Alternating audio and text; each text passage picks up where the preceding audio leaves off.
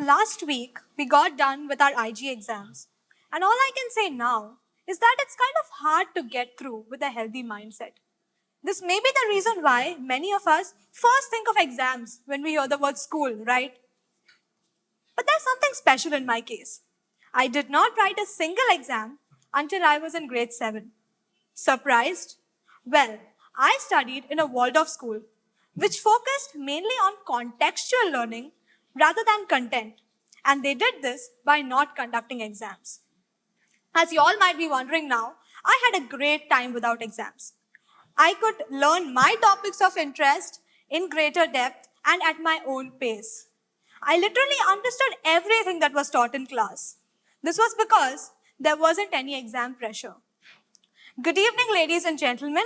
I am Varada, and today I would like to share with you all my journey of coping up with exams and finding out what I would call the best learning method. I was in grade 7 when I gave my first exam. To make things tougher, it was during the lockdown, and we had online classes.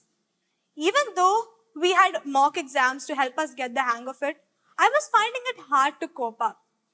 The reason is simple. I was not studying the right way. Even though every school conducts exams, no one really tells us how to prepare for one. I realized there's a difference between studying for learning and studying for an exam. When you want to learn something, there are no boundaries to stop you. You can explore whatever you want. But when you study for an exam, it is always better to only stick to what you need to know. It is also important to be able to recognize the key points in your syllabus. And this is something I could not do. So I had to rely on the notes my teacher had provided. I would read them out aloud until I could remember most of it. Yes, now I know that's not a great way to learn. But then I had no other option. That's because I was lacking a very important skill, note making. So I continued this inefficient practice until one of my history exams, which proved to be a turning point for me. As I sat in the exam writing the paper, I found myself stuck on one of the questions. As I started thinking on what I could write, all that popped up in my head was an image of a paper from the set of notes I was reading the previous night. I knew the answer to my question was somewhere on that paper, but I couldn't figure it out because the image was such that it felt like I was looking at it through a foggy lens which could not be cleaned. What happened that day left me very bewildered.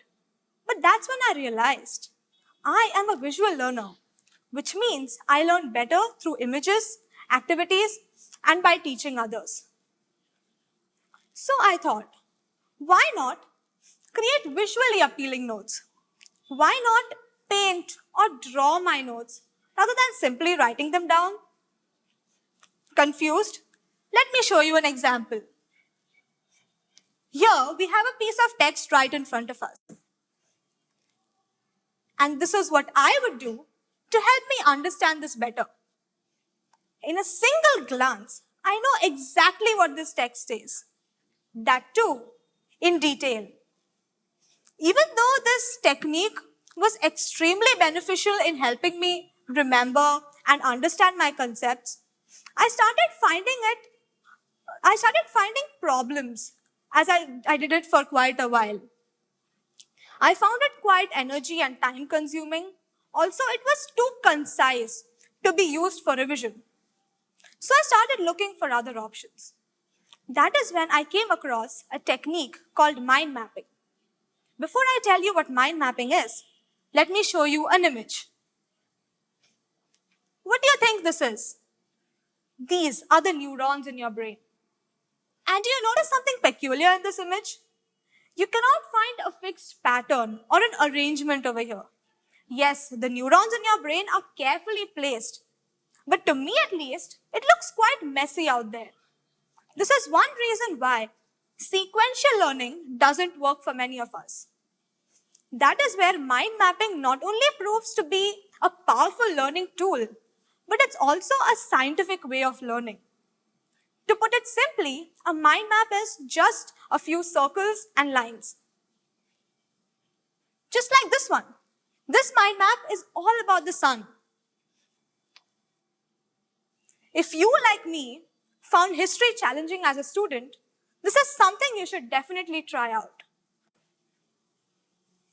Mind mapping is not only useful for students like me, but also for adults like you. Did you know you can mind map recipes? These are just a few examples. Your mind map can be completely different. With that, let me take you through the process. You start with putting down your central idea on the page. I like making it look interesting and eye-catchy with an image like this. Then you branch out into your elements. Next, expand on them. Finally, add as many doodles as possible. This not only does this make your mind map look interesting, you will also remember it better. Tony Buzan is a British psychology author who is credited for inventing the technique of mind mapping. I first came across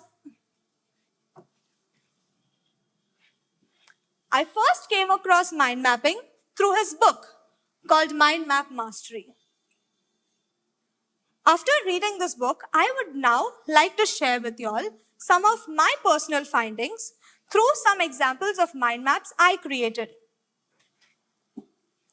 This one is for the topic of genetics. As you can see here, I have used a different color for each branch. This helps me segregate my information better. When it comes to the text, you can either add them on the branches or at the nodes. I personally prefer writing them down at the end of each branch. Even though mind maps don't usually have a lot of text, sometimes I like adding summarized explanations or some examples that will help me learn better. Then I fill the page with doodles. For mind maps like these, I prefer not drawing much because, as you can see, there isn't much scope for drawing anything anyway. So it is also important to be able to modify your mind map according to your requirements.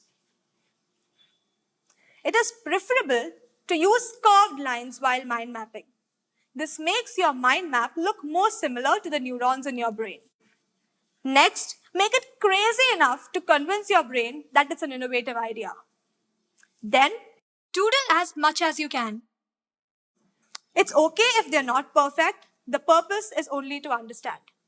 If you can follow the second and third point, you have personalized your mind map, just like you do on the wallpaper on your phone. If all this seems a little too tedious, you have AI to help you out. I tried putting something on ChatGPT, and this is what it gave me. As you can see, this is a very basic structure of a mind map, but this can be reworked upon and personalized to create your masterpiece. Thank you so much for being such a wonderful audience. I hope you enjoyed the other talks too.